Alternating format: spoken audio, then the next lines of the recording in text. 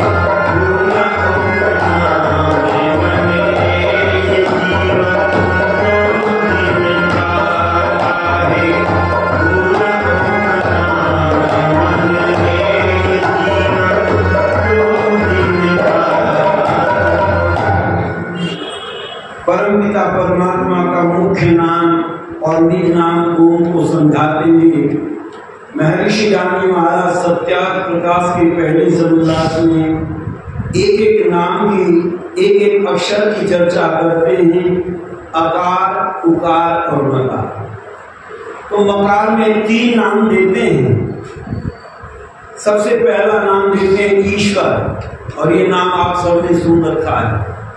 ईश्वर सब जानते हैं, पर ईश्वर क्यों कहते हैं ये नहीं जानते। नाम तो हमने रटा हुआ है, ईश्वर कहते हैं परमात्मा, पर ईश्वर क्यों कहते हैं ऋषि रामजी महाराज समझाते हैं, यह इष्टे सर्वैश्वर्यवान वर्तते स ईश्वर। कहते जिसका सत्य विचारशील ज्ञान और अनंत ऐश्वर्य है, इससे उस परमात्मा का नाम ईश्वर है। वह परमात्मा हमको ऐश्वर्य देने वाला है और स्वयं ऐश्वर्य स्वरूप है, इसलिए उस परमात्मा को हम ईश्वर मानते हैं, ईश्वर कहते हैं। तो कहा वह परमात्मा, उसकी उपासना करने से हमको क्या मिलता है? तो कहते हैं ऐश्वर्य की प्राप्ति होती है। आप कितने दिन प्रार्थना करते हैं? देखो कुछ चीज ऐसे होती है, हम तोते रटंत की तरह से बोलते हैं।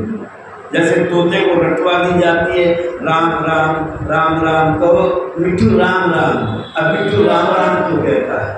पर यदि उससे पूछें राम किसके पुत्र थे, तो क्या बता सकता है?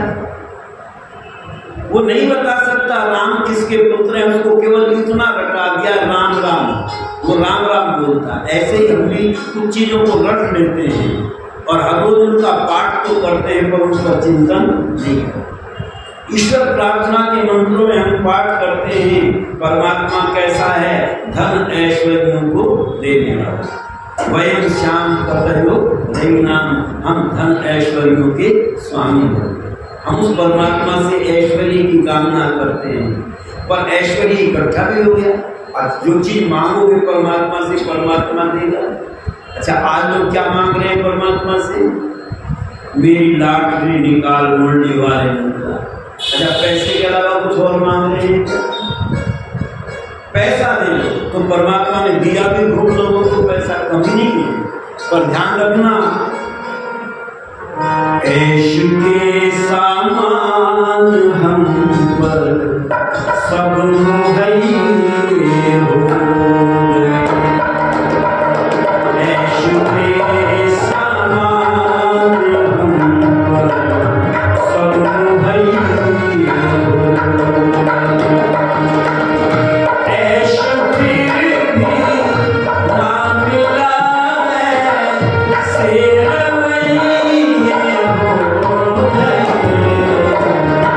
ऐश के सामान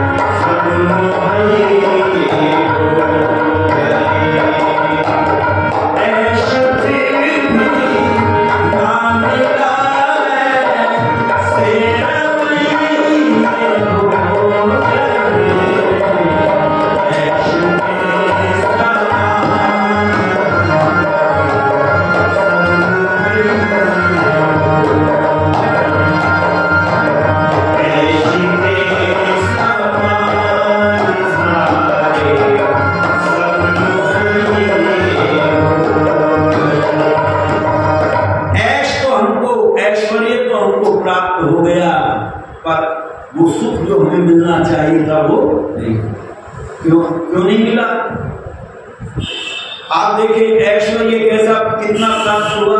पहले आदमी बेकार थे, अब कार आ गई तो पैरों से बेकार हो गए। बेकार तो रहेंगे। ऐश्वर्य जितना जितना बढ़ता है उतने उतने हम शरीर से दुखी होते चले जाए। इसलिए विद्वानों ने कहा शरीर को भी स्वस्थ रखने का प्रयत्न करना। एक सेठ जी से हमने कहा, सेठ जी पैर को गड़बड़ कर रहे हैं। कहने लगे हाँ हमें जरूरत भी नहीं है, उनने कार खरीद ली। तो मैंने कहा पैरों की तो फिर भी जरूरत पड़ेगी, कार से सारे काम नहीं होंगे। क्या तुम दरवाजे से घर तक भी, कमरे तक भी, चारपाई तक कार से जाओगे? वहां तो पैरों की जरूरत पड़ेगी। कहने लगे, हमने कहा शौच जाने के लिए तो पैरों की जरूरत पड़ेगी। कहने लगे नहीं, हमने कमरे में ही बनवा रखी है। तो हमने कहा चारपाई से उठ करके शौचालय तक तो फिर भी जाना पड़ेगा, फिर भी पैरों की जरूरत पड़ेगी। या बिल्कुल बेड के नीचे ही फिट करा रखी है। आज हम समझते कार आ गई तो पैर चाहे बेकार हो जाए, नहीं। ऋषि गांधी महाराज जिस समय स्वर्ग की परिभाषा करते हैं, स्वर्ग किसको कहते हैं, तो वहां दो चीज देते हैं, सुख विशेष और सुख की सामग्री जहां पर होती है वहां स्वर्ग होता है। अब आप कहेंगे सुख विशेष और सुख की सामग्री क्या है? अब सुख की सामग्री ये बाजा है, ये माइक है मेरे लिए, पर अगर गला बैठ जाए तो क्या ये माइक काम कर जाएगा? पता चला मेरी जो आवाज है ये सुख विशेष है। रोटी सुख की सामग्री है, पर यदि भूख नहीं है तो क्या वो सुख की सामग्री सुख देगी और दुख देगी? कहने लगे आज इतना बढ़िया माल सामने आया और आज ही भूख नहीं हुई। वो बढ़िया भोजन भी तुम्हारे दुख का कारण बन जाए। और एक मुहावरा सुना होगा, भूख में कूलर भी भगवान। जब भूख लगती है ना तो जो भी सामने आता है वो अच्छा लगता है। इसलिए ऋषि जान कहते हैं भोजन भी जिसके पास में है और भूख भी है वह स्वर्ग में है, और जिसके पास भोजन नहीं है, भूख है, वो भी नरक में है, और जिसके पास में भोजन है, भूख नहीं है, वो भी नरक में। दोनों दुखी हैं। इसलिए दोनों सामान हमारे पास में होने चाहिए, भूख भी हो और भोजन भी हो। तो ऋषि कहते हैं ऐश्वर्य के साधन तो हमने इकट्ठे कर लिए, पर उन ऐश्वर्य को हम भोग नहीं पा रहे। आप कहेंगे कैसे? कुछ लोग समझते हैं पैसे से ही सब कुछ मिल जाता है। ध्यान रखना, रुपया भी साधन है। इसको क्या कहते हैं? रुपये पैसे को धन। और धन जब ठीक प्रकार से हम उपयोग करते हैं तो हमारा क्या बनता है? साधन। इसलिए विद्वानों ने कहा इस साधन का प्रयोग तो करना चाहिए, और ये नहीं मानना चाहिए पैसा ही सब कुछ है। आप कहेंगे क्यों? प्रमाण मिलता है कि जागो रे जागो रे जागो रे, ए दौलत के दीवाना जागो रे जागो रे जागो रे जागो रे, ए दौलत के दीवाना जागो रे जागो रे।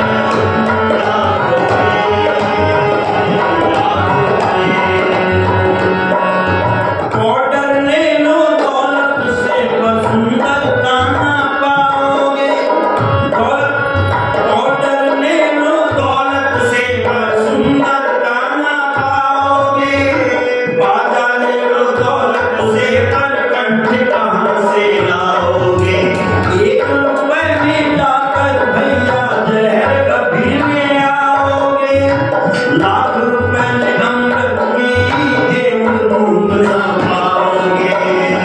जागो रे जागो रे जागो रे, ए दौलत के दीवानों, जागो रे जागो रे जागो रे जागो रे।